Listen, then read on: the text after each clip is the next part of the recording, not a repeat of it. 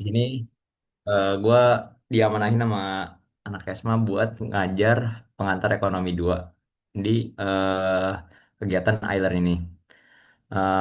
Langsung aja gue mungkin bakal gue share sih sekarang ya.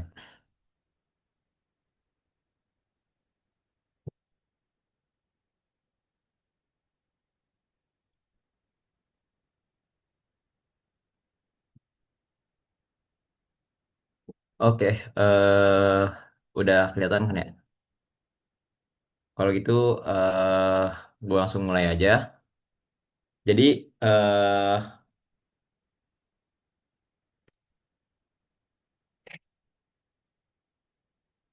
cek cek.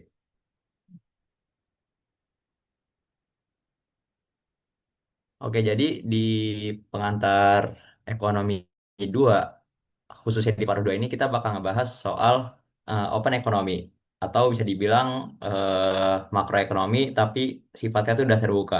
Jadi bakal ada ekspor impor, terus juga ada materi valuta asing atau falas.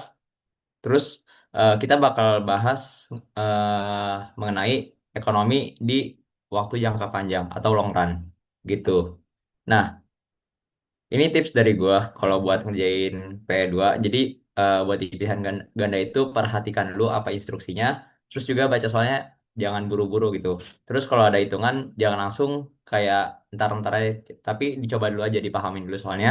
Terus yang terakhir jangan terburu-buru karena waktu ujian itu kisaran 2,5 jam sampai 3 jam gitu. Oke, langsung aja buat soal nomor satu. Jika suatu negara memiliki kondisi di mana Y lebih besar daripada C tambah I tambah G, maka negara tersebut memiliki. Oke, jadi kalian pahamin dulu bahwa ini tuh merupakan soal persamaan dari eh, pendapatan negara.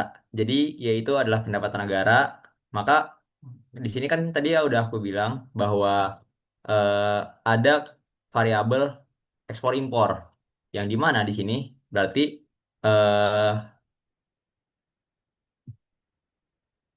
di sini NX-nya belum disebutin, maka bisa dibilang NX atau net export itu pasti positif karena sesuai fungsi di atas. Fungsinya ini, Y sama dengan C tambah I tambah G tambah NX gitu. Ini harus sama. Nah, logikanya kalau misal pendapatan lebih besar terus NX-nya belum disebutin, maka bisa dapat dikatakan bahwa NX itu merupakan positif atau lebih banyak ekspor daripada impor.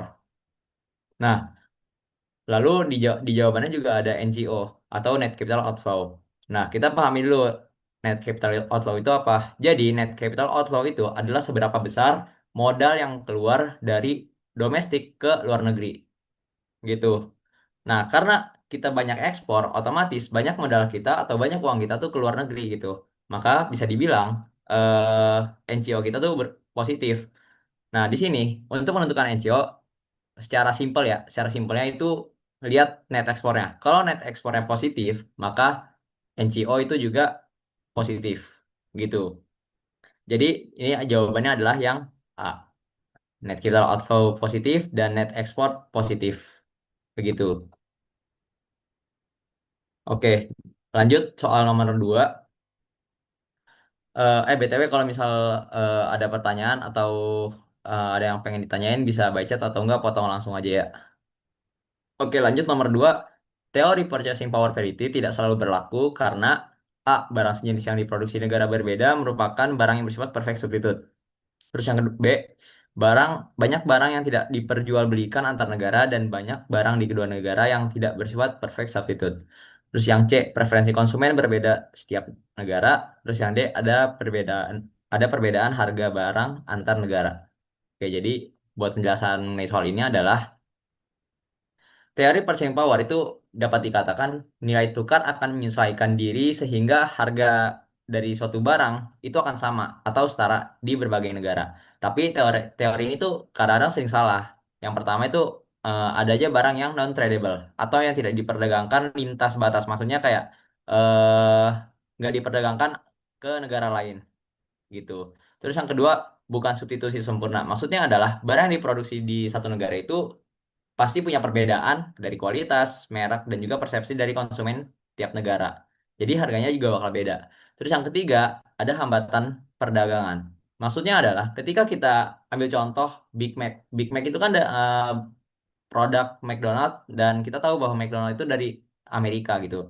Nah, buat menyamakan kualitas dari si Big Mac-nya itu, contoh kita bakal jual di Indonesia. Itu kan perlu transportasi atau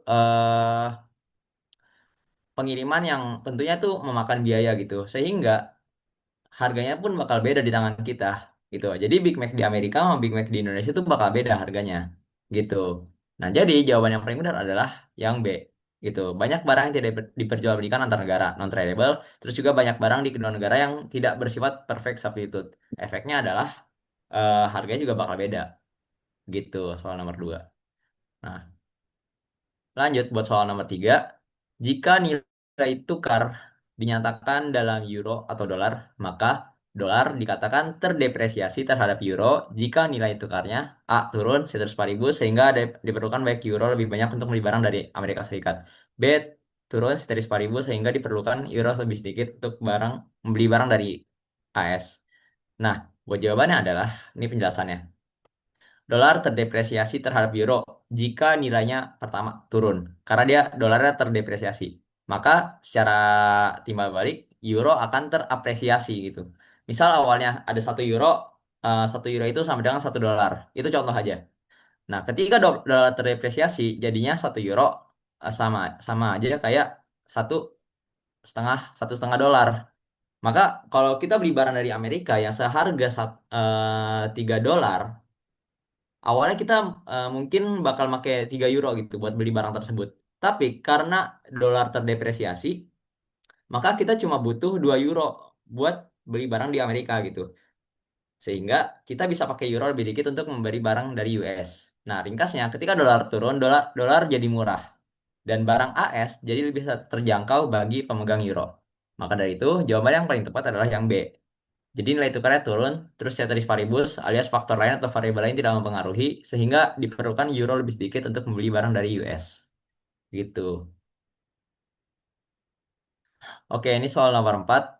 Eh, gunakan diagram model makroekonomi perekonomian terbuka di bawah ini untuk menjawab pertanyaan berikut. Apabila pemerintah mengubah kebijakan dari budget surplus menjadi budget defisit, dampak perubahan tersebut digambarkan oleh pergeseran. Nah, ini ada kurvanya, gua gambar.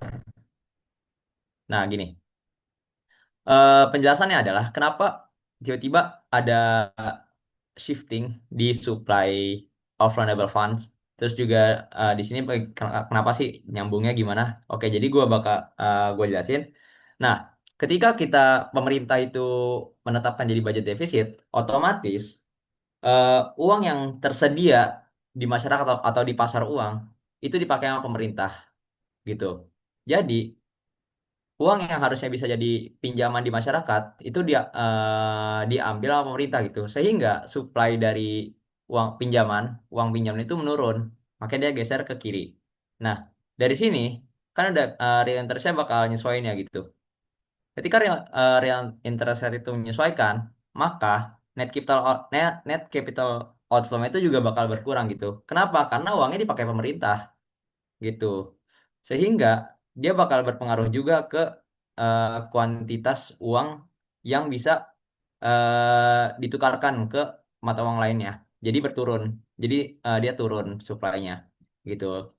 Supply curve-nya geser ke kiri gitu. Jadi kalian bisa ngikutin nih. Misal kayak dari sini udah ada udah dibuat shiftingnya kemana. Terus kalian tarik garis, ini juga tarik garis ke sini, NCO ke kurva net capital outflow, habis itu turunin ke kurva dari real exchange rate, begitu. Jadi dan sebagai catatan harus sama juga ya apa posisinya, gitu. Oke, lanjut ke soal berikutnya. Nah, di sini nomor 5, apabila Amerika Serikat menaikkan bea masuk impor mobil, maka pada pasar nilai tukar terjadi. Nah, di sini penjelasannya adalah gue meringkas ini. Jadi mekanisme adalah ketika AS impor mobil, AS tuh harus ngebayar dengan mata uang asing gitu. Jadi AS tuh menukar USD ke valuta asing. Ya contoh ke yen atau euro atau eh, mata uang lainnya. Nah, ketika bea masuk naik atau bisa dibilang kayak ya, uang buat ngimpor lah gitu. Biaya masuk. Ketika bea masuk naik, impornya turun gitu. Kenapa? Karena importir dari Amerika Serikat kayak mikir, kalau gua ngimpor banyak mobil atau banyak barang, kena bea masuk banyak banget itu. Ya udah mending gue turunin aja gitu. Buat nekan biaya cost dari bea impor. Sehingga ketika impor turun, AS tuh lebih dikit menukar USD ke valuta asing atau ke mata uang asing. Nah, di pasar falas yang terjadi gimana? Yang terjadi adalah permintaan terhadap falas turun. Karena AS tidak perlu beli banyak falas untuk bayar impor. Nah, akibatnya supply falas bakal lebih besar daripada demand. Yang terjadi adalah falas excess supply. Ketika falas melemah, maka USD relatif menguat. Nah, USD menguat ini akan mengapresiasi dolar gitu. Nah, jadi sederhananya kayak contoh ada USD sama yen tuh kayak barang biasa gitu. Tiba-tiba orang AS tuh jarang beli yen karena mereka jarang impor. Maka yen jadi banyak tapi bakal kurang dicari. Sehingga harga yen pun turun gitu. Otomatis harga USD naik relatif terhadap yen gitu. Jadi jawabannya adalah yang A.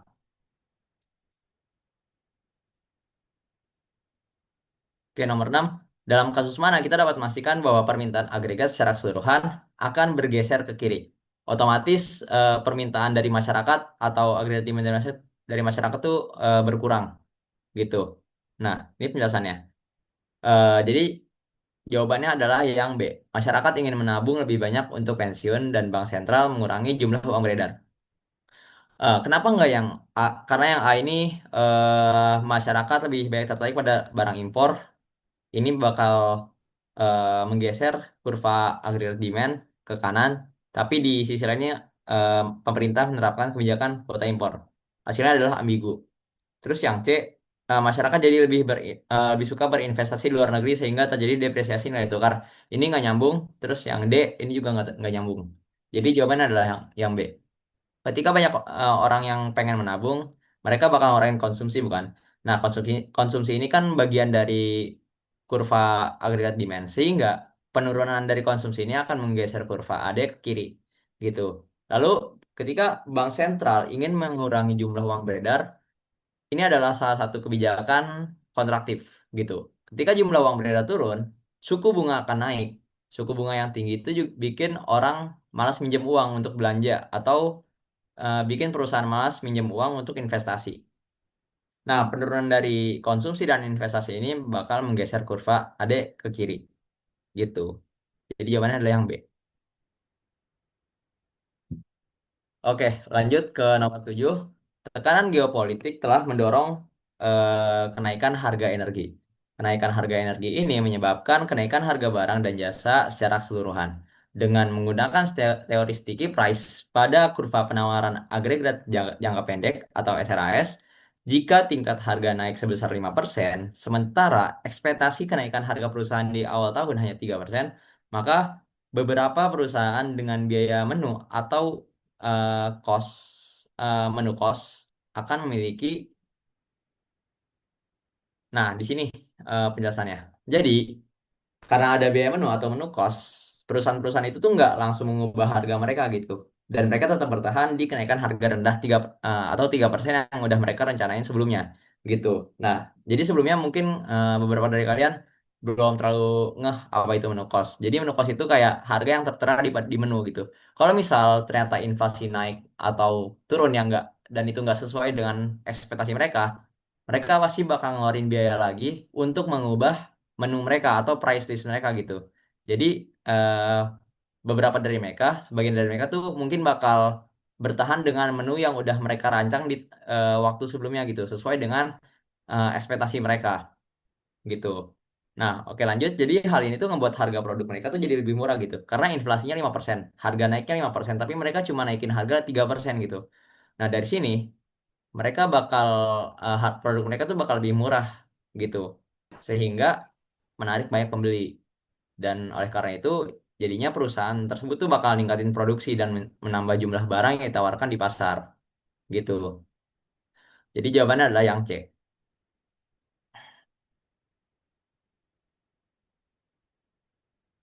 Oke, nomor 8.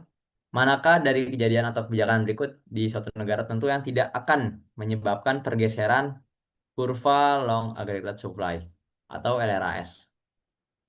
Oke, jadi ini simple. Kalau misal mau ngomongin long run aggregate supply, itu kalian cukup ingat bahwa eh, LRAS itu hanya dipengaruhi oleh capital, terus human resource, terus labor, habis itu ada nature atau sumber daya alam, terus yang terakhir teknologi atau A gitu. Jadi jawabannya adalah yang D. Nah, kenapa sih masyarakat mengantisipasi turunnya ekspektasi harga dalam perekonomian itu tidak mempengaruhi LRAS? Karena ekspektasi harga atau perubahan ekspektasi harga itu cuma mempengaruhi persepsi jangka pendek gitu. Ya mungkin gue sendiri mungkin bakal nge-ekspektasiin harga tahun depan itu bakal naik. Nah, eh, tapi gue nggak bisa memprediksi 10 tahun, 20 tahun lagi harga itu gimana gitu. Jadi tingkat harga itu tidak mempengaruhi kemampuan produksi negara gitu. Jadi yang tadi gue bilang bahwa produksi dalam jangka panjang itu cuma dipengaruhi oleh KHL, LNA gitu. Capital, Human Resource, Labor, Nature, sama teknologi gitu. Jadi perubahan ekspektasi harga cuma menggeser kurva SRAS yang jangka pendek gitu. Nah, tadi yang udah gue bilang bahwa segala hal yang mengubah kapasitas pabrik itu bakal ngegeser LRAS gitu. Kalau cuma tebak-tebakan harga atau ekspektasi atau proyeksi, itu cuma urusan jangka pendek aja gitu. Jadi jawabannya adalah yang D gitu.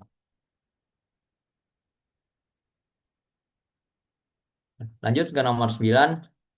Terjadi kerusakan parah pada infrastruktur di negara A sebagai dampak dari serangan militer negara B ke negara A. Di sisi lain, perekonomian negara B mengalami overheating karena peningkatan besar-besaran belanja militer untuk belanja untuk menyerang negara A. Dalam kondisi jangka pendek, manakah pernyataan yang tepat di bawah ini? Oke, jadi kita bakal bahas short run. Nah, ini kita pertama breakdown dulu apa yang terjadi di negara A. Jadi di negara A itu infrastrukturnya rusak karena perang yang menyebabkan penurunan kekayaan, terus ketidakpastian ekonomi, dan juga hancurnya sarana prasarana produksi. Ini ngebuat konsumsi dan investasi mereka tuh turun drastis. Nah, sehingga kurva AD di negara A itu bergeser ke kiri, alias permintaan itu bakal menurun. Nah, ini sebagai catatan bahwa kerusakan fisik itu juga menggeser AS ke kiri. Tapi karena kita melihat dari segi permintaan juga, itu tuh ngebuat permintaan agregat tuh turun drastis gitu, turun secara signifikan. Nah, lanjut kita ngelihat ke negara yang B. Jadi negara B ini overheating karena belanja militer. Ibarat kata fiskal mereka membengkak gitu akibat belanja pemerintah. Nah, karena belanja pemerintah ini merupakan komponen permintaan agregat, maka peningkatan G yang masif atau yang besar itu menyebabkan kurva AD dari negara B itu bergeser ke kanan. Nah, kondisi overheating ini atau panas dari ekonomi ini terjadi karena permintaan melampaui kapasitas produksi normal. Gitu. Jadi jawabannya adalah yang C. Kurva agregat di mana negara A bergeser ke kiri. Itu akibat perang. Jadi ya siapa gitu. Ekonomi udah hancur, sempet-sempetnya apa ada agregat demand gitu. Tentu itu kan produksinya kan udah gak ada gitu. Dan di negara B, kurva A di negara B itu bergeser ke kanan karena karena pemerintah negara B itu bakal meminta produksi alat-alat militer secara masif gitu. Dan itu mendorong pertumbuhan ya, pertumbuhan ekonominya gitu.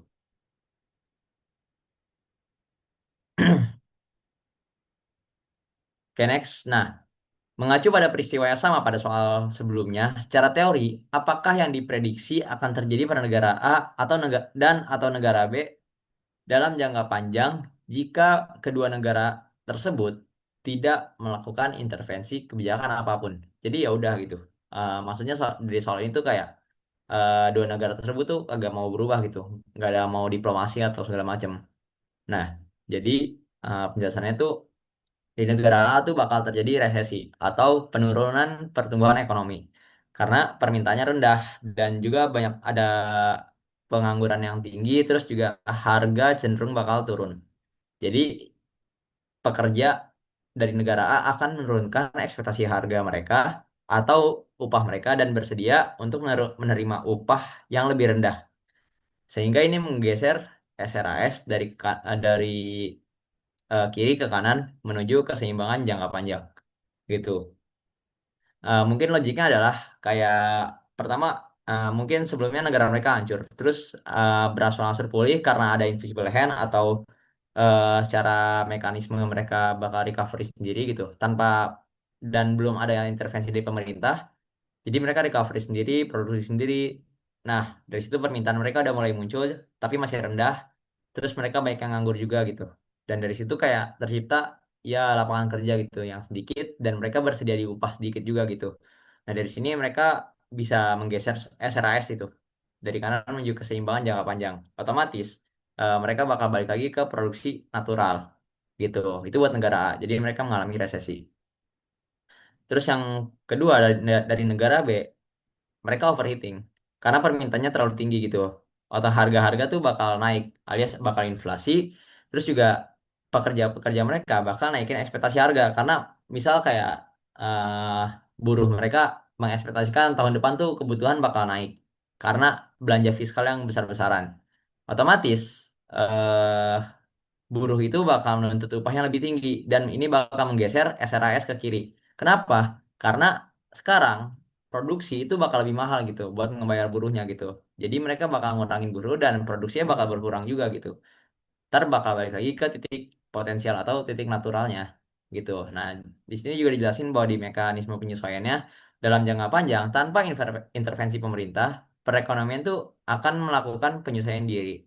Sehingga pergeseran kurva penawaran jangka pendek hanya akan mencapai di titik LRAS. Jadi intinya mereka bakal balik lagi ke produksi natural gitu. Jadi jawabannya adalah yang A. Perubahan ekspektasi harga akan menggeser kurva SRAS negara A ke kanan dan negara B ke kiri. Gitu. Oke, lanjut ke nomor 11. Suatu negara mengalami resesi akibat permintaan agregat yang tidak memadai. Pemerintah percaya bahwa menggeser kurva AD ke kanan sebesar 3.600 triliun akan mengakhiri resesi. Jika bank sentral menyesuaikan jumlah uang beredar untuk menjaga tingkat suku bunga tetap, investasi tetap tidak berubah, dan marginal propensity to consume adalah 2/3. Seberapa banyak penurunan pajak pemerintah yang diperlukan untuk mengakhiri resesi gitu. Jadi resesi adalah tadi penurunan pertumbuhan ekonomi. Nah, pertama ketahui dulu rumus multiplier tax. Maksudnya adalah ketika bacanya seberapa besar pengaruh perubahan pajak terhadap perekonomian gitu. Rumusnya adalah min minus MPC dibagi 1/MPC.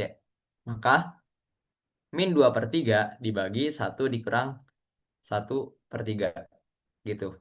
Nah, dari sini muncul angka 2.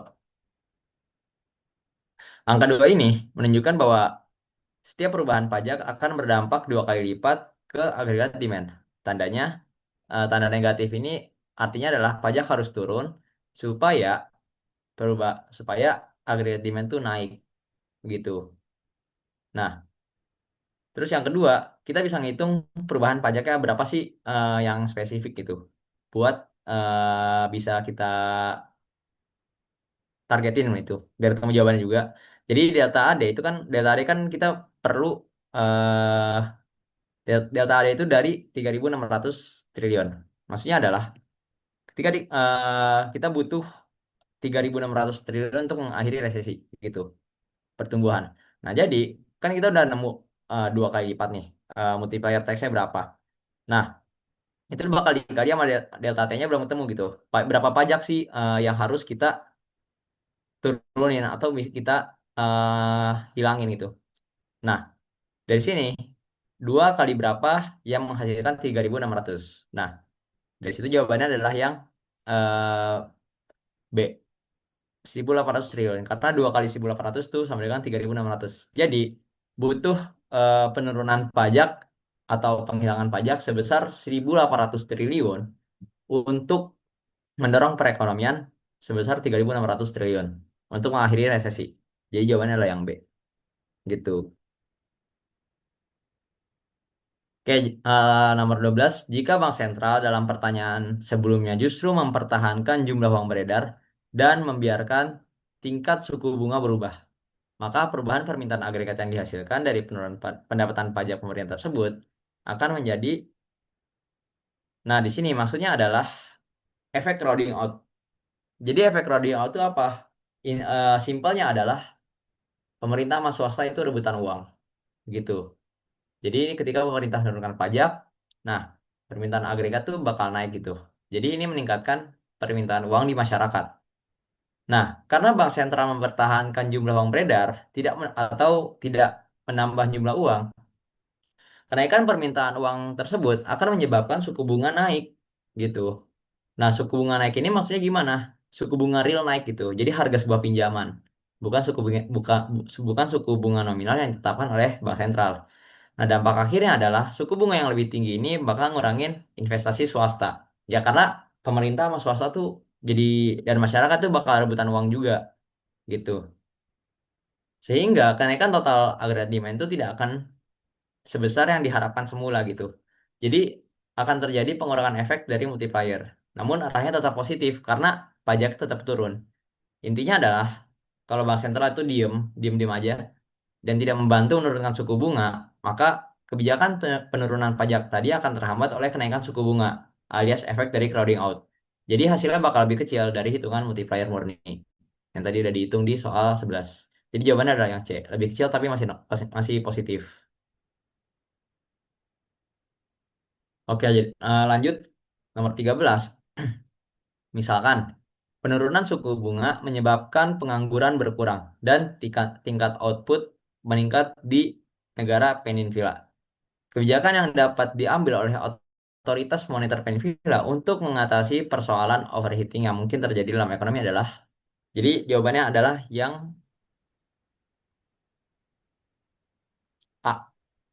Nah, ini soalnya bisa ada keywordnya, jadi otoritas moneter. Jadi ini nggak mungkin yang berkaitan dengan pajak dan juga pengeluaran pemerintah, karena itu masuknya ke fiskal, gitu. Nah, kondisi overheating ini terjadi ketika permintaan agregat itu terlalu tinggi, dan ini bakal memicu inflasi. Dan untuk mengatasi inflasi diperlukan kebijakan moneter kontraktif. Kalau misal dari sisi otoritas moneter. Nah, kebijakan kontraktif itu biasanya dilakukan dengan operasi pasar terbuka atau open market operation. Jadi, bank sentral itu bakal ngurangin jumlah uang beredar dengan cara menjual obligasi ke masyarakat atau mengurangi pembelian obligasi sehingga uangnya dapat ditarik dari pasar ke bank sentral. Nah, kenapa mereka membeli obligasi? Mengurangi pembelian obligasi atau menjual obligasi ke masyarakat. Jadi, eh, obligasi di masyarakat tuh, eh, jadi masyarakat bisa mempunyai surat berharga dari pemerintah. Ya, ini salah satu sarana investasi juga gitu. Kayak salah satu sarana nabung juga. Sehingga uang yang awalnya di masyarakat tuh beredar di masyarakat bisa dikelola oleh bank sentral gitu. Dan masyarakat bisa dapat jaminan berupa surat utang pemerintah gitu. Nah, jadi dampak akhirnya adalah jumlah uang beredar tuh bakal berkurang dan juga ini bakal naikin suku bunga. Yang kemudian ini bakal meredam konsumsi dan investasi. Karena eh, ketika suku bunga tinggi, orang-orang tuh pada malas pinjem. Mereka mending nabung atau naruh uangnya di obligasi yang lebih aman gitu. Sehingga permintaan agregat itu bakal turun dan ekonomi akan kembali stabil. Nggak overheating lagi. Jadi jawabannya adalah yang A gitu. Nah, kenapa nggak yang menurunkan rasio cadangan wajib bagi bank? Karena menurunkan rasio cadangan wajib ini masih ambigu diksinya. Jadi yang paling possible itu adalah yang A, yang B dan yang D itu merupakan kebijakan fiskal. Jadi nggak nyambung. Nah, di sini lanjut nomor 14 mengenai soal diagram. Gunakan diagram di bawah ini untuk menjawab pertanyaan berikut. Jika tingkat suku bunga saat ini 3,25%, maka di sini ada banyak versi. Jadi kita breakdown satu-satu. Suku bunga 3,25% itu di bawah equilibrium. Harusnya di sini nih, harusnya di 4,25. Jadi ada excess demand uang atau orang tuh butuh lebih banyak uang gitu karena suku bunganya rendah gitu. Nah, untuk mendapat uang tunai, masyarakat sebagian masyarakat akan menjual obligasi mereka. Nah, di sini suplai obligasi naik gitu.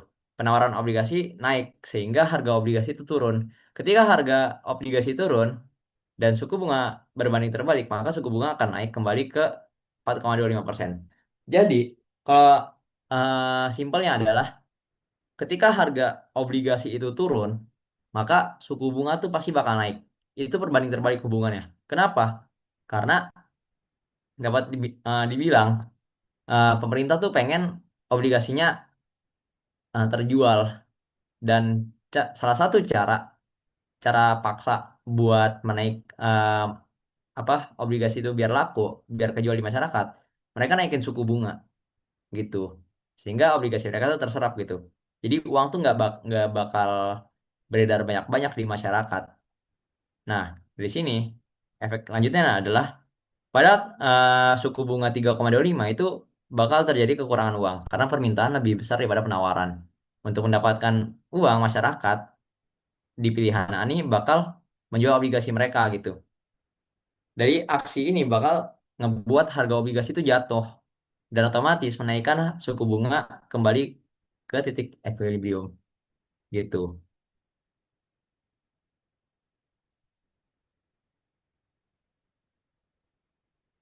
Oke, ini lumayan simpel soalnya jika pasar saham sedang booming, maka jelas jika harga saham naik, kekayaan masyarakat tuh meningkat gitu. Itu pertama. Terus yang kedua, konsumsi rumah rumah tangga itu cenderung naik karena pertumbuhannya. Terus yang ketiga, perusahaan lebih mudah memperoleh dana. Terus yang keempat, investasi meningkat. Terus kepercayaan ekonomi membaik gitu.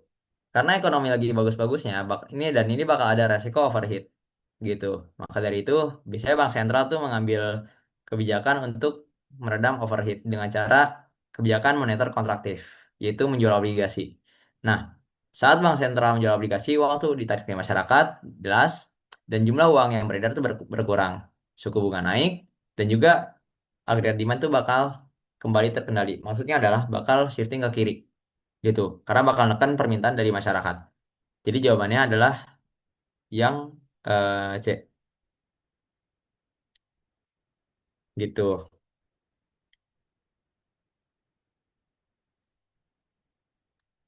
Lanjut ke nomor 16. Bank Sentral saat ini sedang berdiskusi dengan otoritas terkait termasuk Kementerian Keuangan untuk merumuskan kebijakan yang tepat guna mengatur tingkat inflasi dan tingkat pengangguran. Oke, ini udah masuk ke yield curve.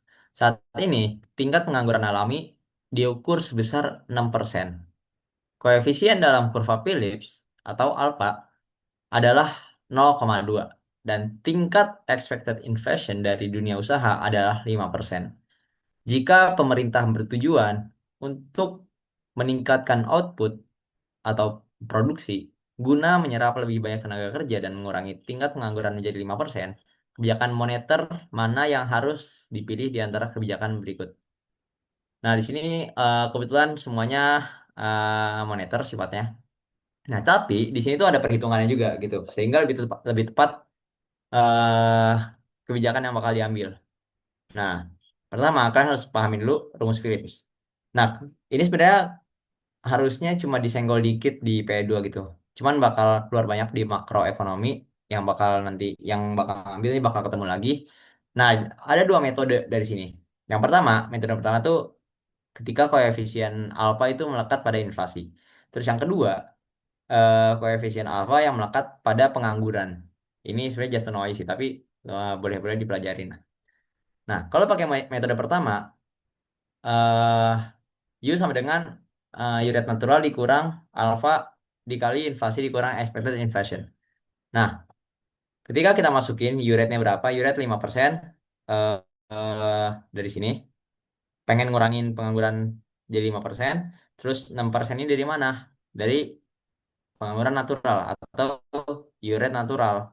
6% dikurang 0,2. Nah, 0,2 dari sini koefisien dari kurva Phillips 0,2 terus dikali inflasi. Inflasi belum ketemu dan dikurang 5%. Expected inflation. Nah, jadi 5% sama dengan 6% dikurang 0,2 kali inflasi dikurang eh, dikali 0,2 dikali inflasi dikurang expected inflation gitu. Nah, di sini ketemu jawabannya adalah otomatis 5% ini harus pengurangan dari 6% dikurang 1% ya kan. Nah, dari sini ketemu inflasi 10%. Masukin gimana? 0,2 eh dikali 10% kurang 5% gitu. Hasilnya adalah 6% kurang 1%, hasilnya 5%. Jadi inflasi yang harus diambil atau harus dilaksanakan atau yang harus dialami itu sebesar 10% gitu. Itu buat metode pertama. Terus metode kedua, nah metode kedua ini harus ada catatannya. Maksudnya adalah alfa itu harus dibagi. Alfa harus 1/alfa gitu. Itu baru alfa yang benar-benar bisa dimasukkan ke perhitungan ini. Jadi inflasi adalah expected inflation kali alfa dikali U rate kurang U rate natural. Nah, ini inflasi jadi inflasi 5% expected inflation dari sini. Terus dikurang 5 karena ini satu dibagi 0,2 adalah 5. Nah, dari sini ketemu inflasinya gitu. Jadi jawabannya adalah yang D. Menurunkan tingkat diskonto sehingga tingkat inflasi menjadi 10%. Karena target kita inflasi 10% untuk mengurangi tingkat pengangguran menjadi 5%. Oke, nomor 17. Misalkan sebuah pemerintahan baru terpilih dan pasar memiliki sentimen positif terhadap kondisi makroekonomi yang mengarah pada penurunan inflasi yang diharapkan atau expected inflation. Ceteris paribus, kebijakan mana yang harus diadopsi Bank Sentral untuk menjaga tingkat pengangguran tetap rendah atau lebih rendah. Oke, jadi simpelnya bahwa kontekstualnya adalah ekspektasi inflasinya rendah gitu. Dan pemerintah ingin pengangguran juga tetap rendah gitu melalui kebijakan dari Bank Sentral. Nah, ini adalah operasi pasar terbuka gitu. Yang pertama, kita lihat dulu bahwa sentimen positif dan ekspektasi inflasi itu turun. Otomatis, menurut teori kurva Phillips akan bergeser ke bawah atau ke kiri. Ini adalah hal bagus karena memungkinkan tingkat pengangguran yang sama dicapai dengan inflasi yang lebih rendah. Nah, agar pengangguran tetap rendah atau turun lebih jauh, memanfaatkan pergeseran kurva tersebut, Bank Sentral tuh harus merangsang ekonomi. Caranya adalah dengan melakukan kebijakan moneter ekspansi. Gitu. Jadi jawabannya adalah yang B, membeli banyak obligasi di masyarakat. Gitu. Nah, lanjut nomor 18. Krisis Timur Tengah baru-baru ini telah menciptakan tekanan pada logistik. Krisis ini telah berdampak pada aktivitas perdagangan di wilayah tersebut. Sebuah studi dari Lembaga Ekonomi Jerman, IFW, menemukan bahwa jumlah kontainer yang melewati wilayah Laut Merah menurun sebesar 60% akibat krisis pada awal tahun 2024. Hal ini ditambah dengan pengumuman pemotongan produksi minyak OPEC pada Maret 2024. Dan ini mendorong harga minyak naik. Manakah dari berikut ini yang merupakan dampak langsung jangka pendek dari krisis tersebut? Oke, ini sebenarnya kayak kejadian juga sih baru-baru ini yang perang Iran. Nah, jadi di sini ada tips soal kalau misal ditanyain mengenai komoditas utama, terutama minyak ya. Nah, kenaikan komoditas utama ini bakal menyebabkan stagflasi, stagnan inflasi. Nah, jadi di sini P atau di kurva ADAS, AS tuh bakal terkena supply shock. Dia bakal berkurang secara drastis. Nah, apabila short run aggregate supply atau supply shock bergeser ke kiri, itu akan menggeser Phillips curve ke kanan, shifting ke kanan. Dampak dari kenapa Bob? Kepencet, maaf. Jadi eh, dampak dari penawaran agregat atau supply shock ini itu bakal nyebabin kondisi stagflasi. Jadi ketika AS atau agregat supply itu bergeser ke kiri, harga-harga bakal naik atau inflasi gitu. Dan output bakal menurun. Output menurun akan menyebabkan pengangguran meningkat gitu. Dampaknya adalah di kurva Philip, jika inflasi maka pengangguran juga akan naik secara bersamaan, secara simultan. Maka kurva Philip jangka pendek atau short term Philip curve bergeser ke kanan. Ini menunjukkan bahwa trade-off antara inflasi dan pengangguran jadi lebih buruk karena bisa dibilang kenaikan harga minyak adalah mimpi buruk bagi ekonomi. Jadi jawabannya adalah yang C gitu. Nah ini misal ini ada dari UTS gue kemarin di makro. Jadi kenaikan minyak itu bakal naikin inflasi. Nah, naikin inflasi ini pasti bakal diredam sama kenaikan suku bunga untuk menurunkan inflasi. Nah, tapi bakal dilema juga karena itu bakal ningkatin pengangguran gitu. Makanya kalau mungkin lu lihat 2 bulan terakhir, 3 bulan terakhir Pertamina atau BBM tuh di Indonesia nggak naik gitu. Karena emang efeknya trade off-nya tuh lebih buruk gitu dibanding nahan fiskalnya gitu. Nah, ini nomor 19. Negara A memiliki sacrifice ratio sebesar 5, sedangkan negara B memiliki sacrifice ratio sebesar 1. Manakah pernyataan di bawah ini yang benar? Jadi, pahami dulu sacrifice ratio itu apa. Jadi, sacrifice ratio itu adalah jumlah poin persentase dari output tahunan atau PDB yang harus dikorbankan untuk menurunkan inflasi sebesar 1 poin persentase. Karena output berkaitan erat dengan tenaga kerja, pengorbanan output berarti juga dapat dibilang pengorbanan lapangan kerja alias pengangguran naik. Nah, kalau kita ngebandingin negara A dan negara B, negara A mempunyai rasio 5. Untuk menurunkan inflasi 1%, mereka harus kehilangan 5% output. Dan dari negara B, rasio 1%, untuk menurunkan inflasi 1%, mereka hanya kehilangan 1 output. Jadi, negara A dapat dibilang harus ngebayar lebih mahal daripada negara B untuk menurunkan inflasi. Artinya adalah dampak buruk dari ekonomi real mereka, seperti turunnya lapangan kerja atau pengangguran naik, akan lebih besar di negara A dibanding negara B dalam konteks penurunan inflasi di negara mereka. Jadi jawabannya adalah yang B. Yang D, turunnya lapangan pekerjaan di negara A lebih besar untuk mengurangi tingkat inflasi yang sama. Begitu. Nah, lanjut nih yang nomor 20. Selama pandemi COVID, pemerintah Indonesia mengeluarkan Peraturan Menteri Keuangan nomor 86, nah saya SPMK, bla bla bla, segala macam, tentang insentif perpajakan sebesar 123 triliun. Kebijakan ekspansi fiskal bisa dilakukan melalui peningkatan pengeluaran pemerintah.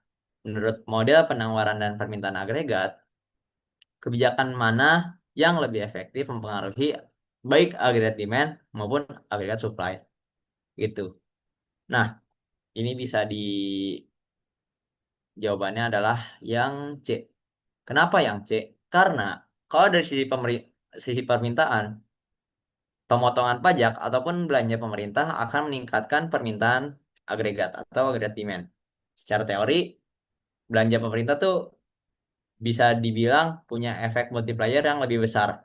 Karena uang bakal masuk ke masyarakat, sedangkan insentif pajak mungkin hanya akan ditabung masyarakat gitu. Contohnya kalau pemerintah subsidi waktu pandemi subsidi masker gitu. Masyarakat langsung kerasa harga masker lebih murah karena disubsidi oleh pemerintah dan mereka langsung merespon hal tersebut tuh tanpa ada pertimbangan atau tanpa menunggu waktu gitu. Nah, kalau dari sisi penawaran, insentif pajak ini bakal merangsang dari sisi produsen gitu. Mereka dapat dibilang biaya produksinya tuh menurun dan penurunan pajak tuh bakal meningkatkan motivasi pekerja-pekerjanya gitu. Karena secara teoritis pekerja mereka dapat gaji yang secara wealth effect tuh lebih besar gitu karena ya PPh mereka terpotong gitu atau dipotong lebih sedikit dari biasanya gitu. Makanya di sisi penawarannya produsen tuh bakal senang secara langsung dan respon mereka juga bakal naikin produksinya gitu. Jadi jawabannya adalah yang C.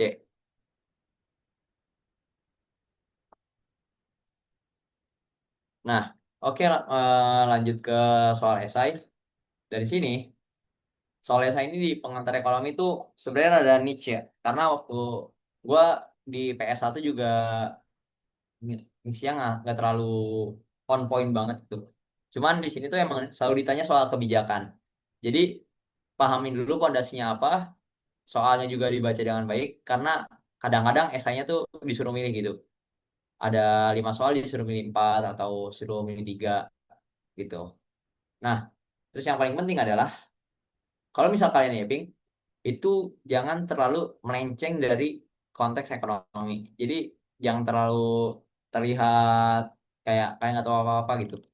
Nah, tulis saja kayak kebijakan, terus juga rekomendasi dampak atau sebagainya lah gitu.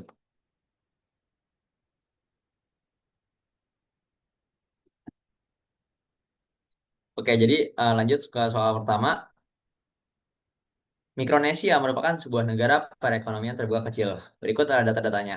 Ada PDB, konsumsi, terus government spending, non ekspor, dan neto.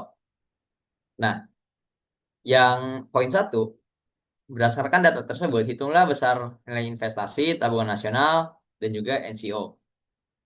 So, ini simple, nggak terlalu baik. Hitungnya nggak terlalu ribet. Kalau menghitung investasi, pakai persamaan Y sama dengan C tambah I tambah G tambah NX. Gitu. Nah, ketemu hasilnya sebesar 2.400. Jadi investasi sebesar 2.400 miliar. Nah, lanjut buat menghitung tabungan nasional, itu rumusnya adalah S saving sama dengan Y dikurang C dikurang G. Hasilnya adalah 1.650 miliar. Itu merupakan tabungan nasional. Terus kalau menghitung NCO, Net Capital Outflow, kan tadi di soal nomor satu juga NCO itu sama dengan NX. Nah, NX-nya itu min 750. Jadi ini adalah net capital inflow, bukan net capital outflow. Gitu. Nah, lanjut buat soal nomor duanya. Data yang diketahui bahwa harga di Mikronesia itu 45 makrodolar, harga di Mikronesia itu 3,39,99 mikrodolar. Nah, yang ditanya apa? Harga topi yang lebih murah di mana? Gitu.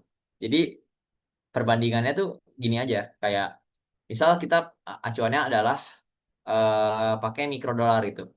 Jadi mikrodolar sebesar berapa? Sebesar 1,12 makrodolar. Nah, perbandingan adalah harga topi yang dibeli di Mikronesia dalam makrodolar. Jadi, harga Mikronesia dikali oleh nilai tukar 39,99 dikali 1,12 sama dengan 44,78 makrodolar. Jadi, harga topi di Mikronesia kalau pakai uang Mikronesia itu 39 dolar mikrodolar. Tapi kalau pakai mata uang makrodolar itu harganya 44,7.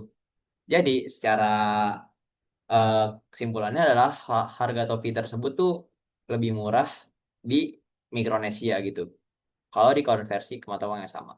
Gitu.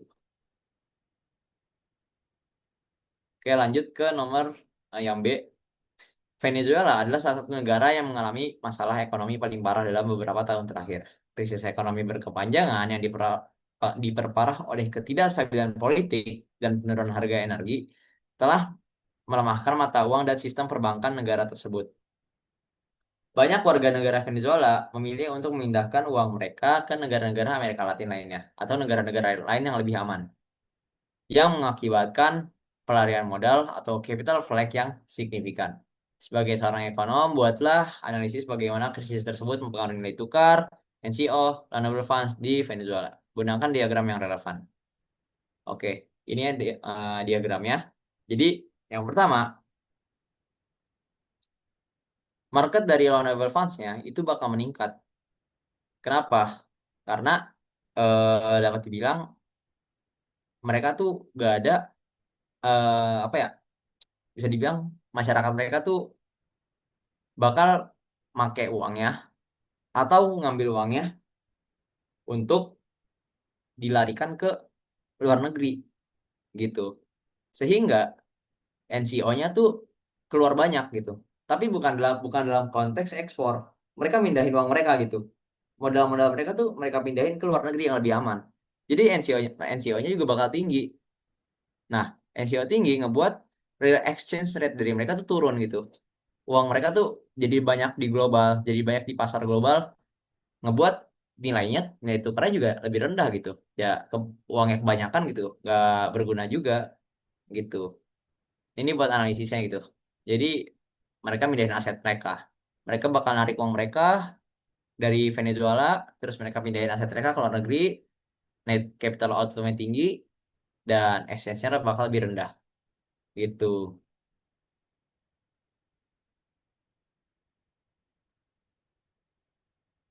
Oke, ini lanjut ke nomor 2. Dalam sejarah Indonesia, perang untuk memperjuangkan kemerdekaan dari penjajah telah menyebabkan berbagai dampak jangka pendek dalam perekonomian Indonesia. Sebagai contoh, pasca 1945, Indonesia mendapati bahwa sarana dan prasarana produksi telah mengalami kerusakan berat. Selain itu, konsekuensinya adalah dari kesepakatan politik KMB, Indonesia diharuskan bayar utang pemerintah kolonial Belanda.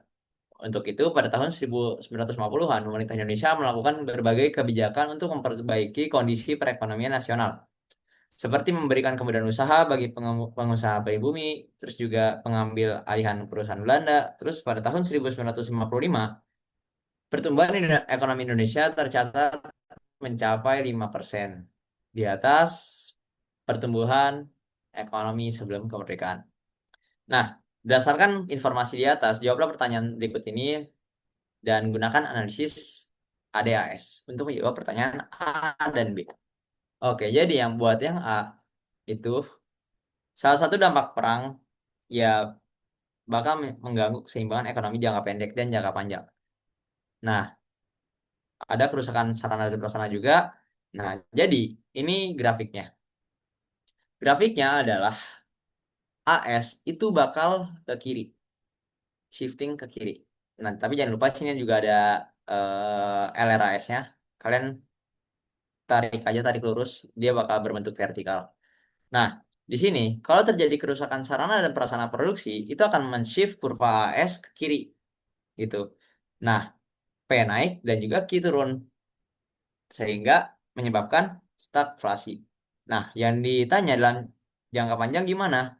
Kalau mengacu pada soal ini, itu pemerintah Indonesia melakukan intervensi atau melakukan berbagai kebijakan untuk mengatasi kerusakan infrastruktur. Oleh karena itu, dalam jangka panjang, ekonomi itu akan kembali pulih dan bakal normal lagi. Sehingga apa? Sehingga nanti AS-nya bakal geser lagi ke garis sebelumnya gitu, garis yang hitam ini. Nah, jadi secara kesimpulannya dalam jangka panjang kalau ada intervensi kebijakan itu akan membuat ekonomi balik lagi ke tingkat normal atau tingkat naturalnya begitu.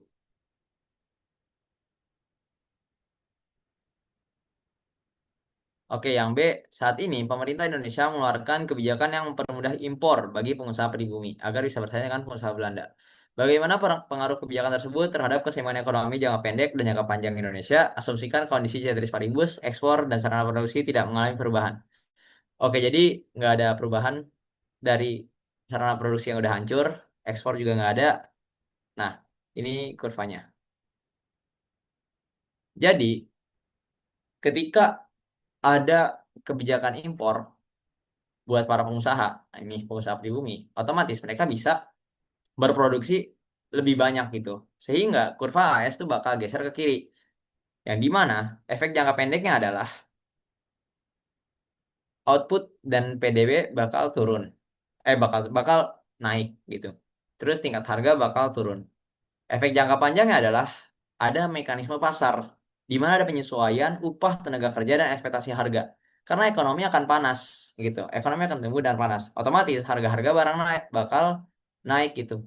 Ini ngebuat kurva AS ini bakal naik ke kiri, bakal bergeser lagi ke kiri karena harga-harga pada naik. Sedangkan LRAS akan tetap karena di soal ekspor dan sarana prasarana itu tidak diperbaiki gitu. Jadi mereka bakal tetap. Nah, lanjut ke yang C, berdasarkan keseluruhan analisis di atas, jelaskan secara singkat bagaimana pendapat Anda mengenai hubungan antara faktor ekonomi dan politik dalam perekonomian Indonesia. Ya, ini sebenarnya ya ping aja. Jadi kayak hubungan faktor ekonomi dan politik, jelas yang pertama saling mempengaruhi. Selalu ingat bahwa pelaku ekonomi adalah pemerintah juga, dan politik juga bakal eh, banyak banget berkontribusi dalam arah ekonomi. Terus yang kedua, intervensi pemerintah juga bakal merubah struktur ekonomi pasca perang khususnya ini di tahun tersebut.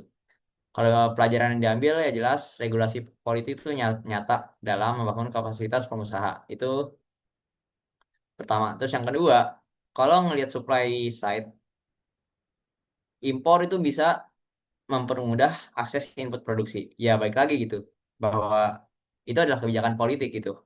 Terus yang ketiga, ya perang itu dapat dibilang cuma nyebabin output stagnan dan inflasi gitu. Oke, lanjut ke nomor tiga. Misalkan di tahun 2019 perekonomian negara Wonderland berada dalam keseimbangan jangka panjang. Kemudian eh, akibat pandemi COVID-19, masyarakat alias bisnis dan konsumen menjadi pesimis. Dan perekonomian negeri Wonderland hanya mampu menghasilkan output sebesar 400 miliar lebih sedikit dibanding output naturalnya pada tahun 2020. Nah, yang A, dengan menggunakan model agregat demand dan agregat supply, gambarkan keseimbangan jangka pendek negeri Wonderland setelah pandemi, jelaskan apa yang terjadi pada PDB real, tingkat harga, dan pengangguran.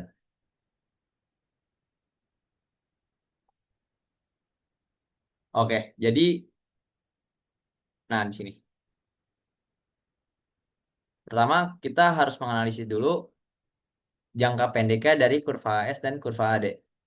Nah, jadi kurva AS dan kurva AD akan shift ke kiri. Kenapa? Pertama, dari kurva AS dulu, karena pandemi COVID itu membuat produksi lumpuh gitu. Terus yang kedua, di kurva AD, pembatasan aktivitas dan juga panic attack itu bakal membuat konsumsi masyarakat tuh juga turun gitu. Nah, itu buat keseimbangan jangka pendeknya. Jadi kalian bisa ngelihat dari sini eh kurva S, terus nih kurva AD, ini ada AS dan juga AD juga. Jadi semuanya bakal bakal turun. Nah, jawabnya gimana?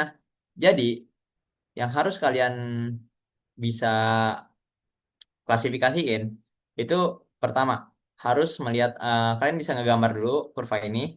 Terus yang kedua baru kalian bisa analisis. Kalau misal dari apa? Kalau misal agregat dominan yang turun atau permintaan yang lebih dominan turun, maka dia bakal nyebabin resesi atau penurunan dari pertumbuhan ekonomi. Terus yang kedua, kalau misal supply yang lebih turun, lebih tajam turunnya, dia bakal stagflasi. Harganya bakal lebih tinggi dan outputnya atau produknya itu turun juga. Jadi yang pertama, keseimbangan realnya tuh jadi PDB realnya tuh outputnya bakal turun tajam. Karena ADAS tuh sama-sama turun itu. Nah, tingkat harganya ini baru yang tadi kita bahas, ambigu gitu. Tergantung dominasi dari pergeseran. Kalau ada yang lebih dominan, harga akan turun atau deflasi. Tapi kalau AS-nya lebih tinggi, lebih dominan, harga bisa naik stabilisasi. Ya contoh masker gitu. Nah, pengangguran, efeknya apa? Pengangguran meningkat drastis. Penurunan PDB real ini secara otomatis akan membuat perubahan, yaitu apa? Efisiensi dan juga PHK massal gitu. Nah, ini buat yang B, Perdana Menteri negeri Wonderland yang baru terpilih sedang merancang kebijakan fiskal untuk menutup kesenjangan tersebut. Diketahui bahwa marginal propensity to consume atau MPC dari negeri Wonderland adalah 0,9. Berapakah peningkatan pengeluaran pemerintah yang dibutuhkan untuk mengimbangi penurunan PDB real? Jadi, ibarat kata ini kita buat merangsang ekonomi tadi harus meningkatkan government spending gitu. Pemerintah harus melakukan government spending dan berapa hasilnya gitu. Berapa apa uang yang yang diperlukan untuk merangsang ekonomi.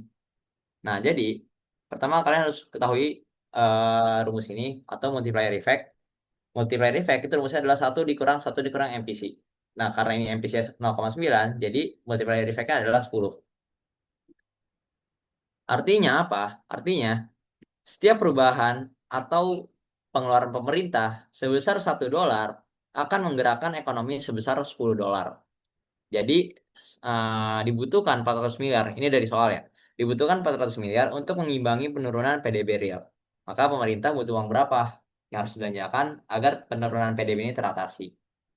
Nah, ini yang poin pertama. Kalau nggak ada crowding out. Jadi delta Y atau perubahan dari PDB tadi yang pengen diambil berapa miliar itu sama aja kayak multiplier effect dikali delta G atau perubahan government spending. Delta ini segitiga ya. Sorry di keyboard gue nggak segitiga. Nah, 400 delta Y adalah 400 miliar sama dengan 10 atau multiplier effect dikali sama delta G.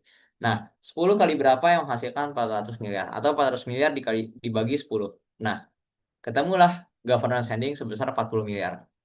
Jadi, jika tidak ada efek crowding out, peningkatan pengeluaran pemerintah delta G yang dibutuhkan untuk menutup gap resesi adalah sebesar 40 miliar. Gitu. Itu buat jawaban dari poin satu. Poin kedua adalah ternyata ada efek crowding out sebesar setengah dari perubahan ya di soal satu. Maka crowding outnya sebesar 200 miliar karena 400 dibagi 2 itu setengahnya itu 200 miliar. Oleh karena itu, agar hasilnya tetap bersih, naik 400 miliar, pemerintah harus menaikkan target kotornya. Jadi Y sama dengan target besi tambah efek crowding out. Jadi target kotor dari delta Y atau perubahan eh, dari pendapatan atau pendapatan negara itu sama aja kayak 400 miliar ditambah 200 miliar. Jadi hasilnya adalah 600 miliar. Nah, masukin ke rumusnya bahwa target kotor delta Y sama dengan multiplier dikali delta G. Nah, target Y-nya adalah 600 miliar sama sama dengan 10 dikali delta G, maka G adalah sama dengan 60 miliar. Gitu. Kesimpulannya adalah jika terdapat efek crowding out yang mereduksi atau mengurangi PDB sebesar 200 miliar, maka pemerintah harus mengkompensasinya dengan berbelanja lebih banyak. Peningkatan pengeluaran pemerintah yang dibutuhkan naik menjadi 60 miliar. Gitu. Nah, ini ada rumusnya juga nih, bisa dilihat. Nah, lanjut ke soal yang C. Jadi, ini sebenarnya simpel. Nggak terlalu baik hitung-hitungan. Apa yang bisa dilakukan oleh Bank Sentral untuk mendukung upaya stabilisasi output oleh pemerintah? Yang pertama, jelas operasi pasar terbuka, membeli obligasi pemerintah. Terus, yang kedua, menurunkan tingkat diskonto dan cadangan wajib. Terus yang ketiga, kebijakan yang sinergis. Jadi kebijakan-kebijakan tersebut antara pemerintah dan bank sentral itu harus berjalan secara sinergis. Jangan ada tumpang tindih, jangan ada miskomunikasi. Gitu. Sehingga ini bakal membuat ekonomi itu pulih lebih optimal. Gitu. Oke, soal terakhir di SI diketahui bahwa suatu perekonomian mengalami permintaan agregat yang rendah sebesar 2.000 triliun yang dicapai dengan tingkat pengangguran sebesar 6% dan tingkat harga agregat sebesar 104. Seorang ekonom memperkirakan bahwa sebenarnya pemerintah tuh dapat mendorong perekonomian untuk mencapai output lebih besar sebesar 2.200 triliun. Dan ini bakal menurunkan tingkat pengangguran menjadi 4%. Tapi ekonom tersebut juga mengingatkan tingkat harga itu bakal naik sebesar 106. Nah, yang A itu gunakan informasi di atas untuk menjelaskan interaksi antara kurva AD dan penawaran agregat dengan kurva Philip jangka pendek. Nah, di sini kalian lihat dulu ada before ekonomi sebelumnya dan setelahnya gimana. Lalu bisa dijelaskan dengan korelasi ADAS dengan SRPC. Nah, ini. Jadi, ketika hubungan antara ADAS dan Philip curve adalah gini. Jadi, pemerintah tuh bisa naikin agregat demand atau mendorong perekonomian itu lebih besar. Nah, kalian bisa gambar kurvanya itu dari kurva ADAS dulu, terus juga kemudian itu disambungkan dengan Philip curve. Nah, kalau misal ada peningkatan atau ada shifting dari agregat demand, itu cuma bakal membuat Philip curve itu bergerak sesuai dengan garis kurvanya aja gitu, moving along, bukan shifting gitu. Makanya kalau misal ngelihat dari perkiraan ekonom yang di soal, kalau harganya naik 106, itu pertama bakal ningkatin outputnya jelas, terus yang kedua itu bakal ngebuat pengangguran lebih rendah, tapi efeknya inflasi juga bakal lebih tinggi gitu. Ini bisa dibaca di sini eh 6% ketika tingkat harga naik atau setelah ekonomi itu tersebut memprediksi itu bakal meningkatkan inflasi tapi bakal nurunin pengangguran atau U-rate itu.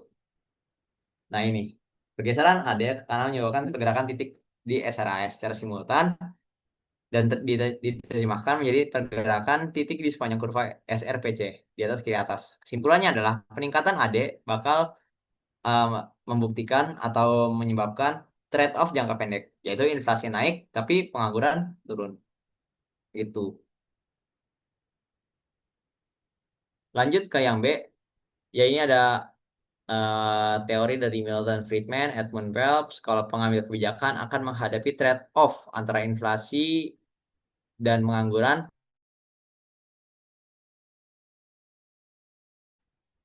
Oke, jelaskan pernyataan kedua ekonom tersebut dalam kurva ADAS, terus juga kurva Phillips, jangka pendek, jangka panjang.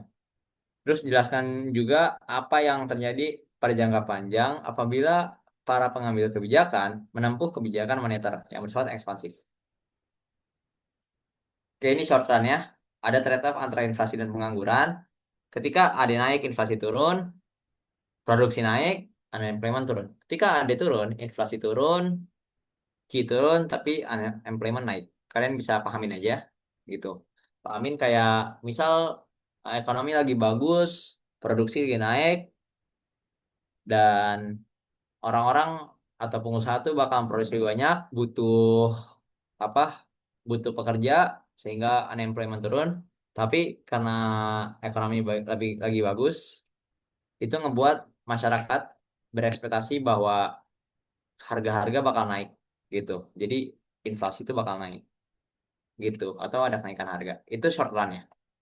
Nah, kalau long run, pada long run di sini harga dan upah pekerja itu diekspektasikan naik gitu. Sehingga biaya produksi akan naik. Ini bakal geser kurva AS tuh ke kiri.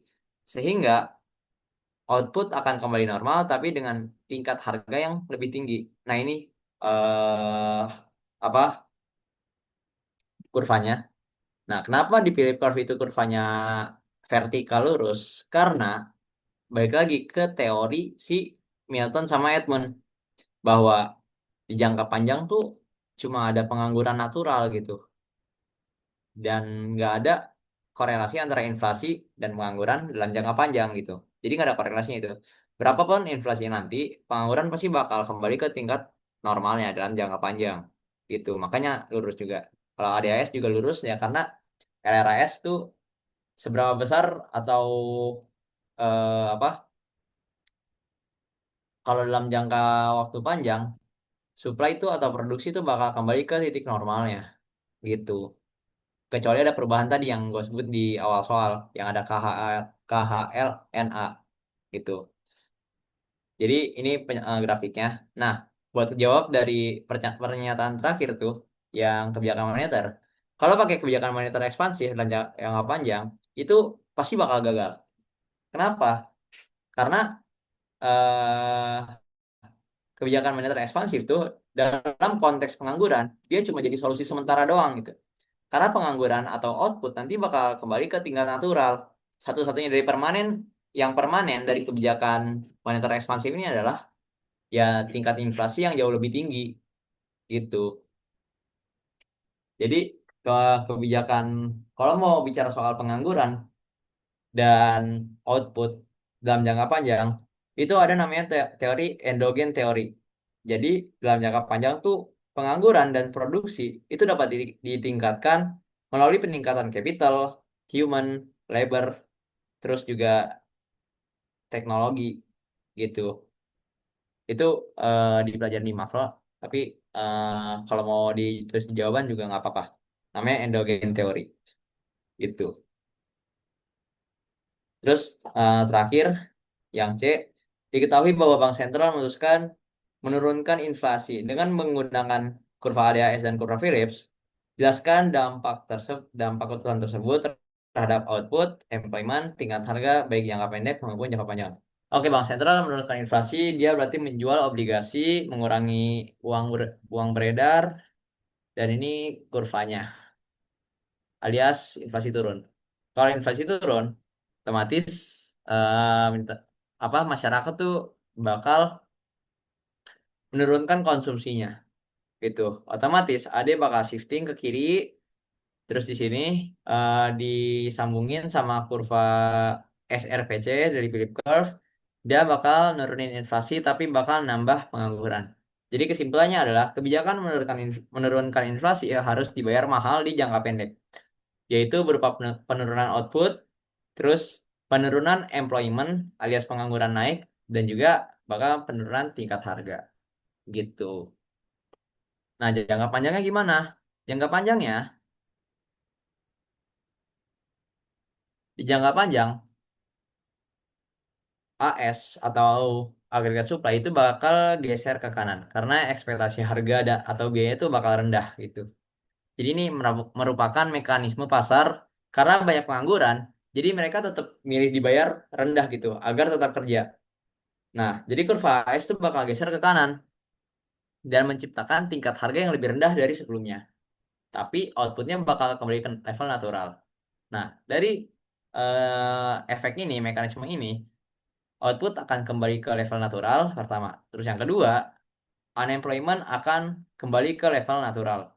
Terus yang ketiga, price level akan berada di level yang lebih rendah gitu. Nah, dalam jangka panjang, eh,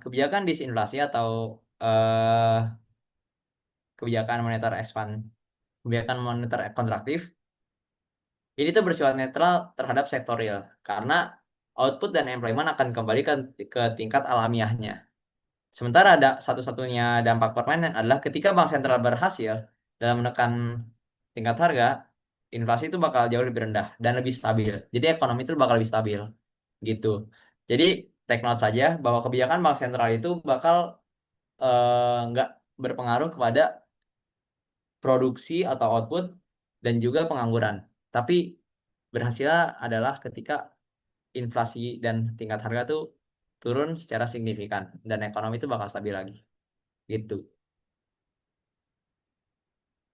Oke, sebelum gue tutup, ada pertanyaan nggak dari kalian?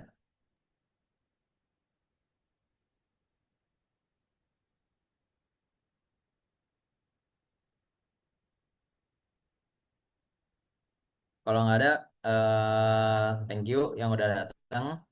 Nanti catatannya bisa diakses di Bitly Island IBC. Sekian dari gua. Kalau misalnya ada pertanyaan, PC aja nggak apa-apa. Atau mau nanya langsung di sini, ya mungkin di floor pertanyaan sama Ilma nanti juga nggak apa-apa.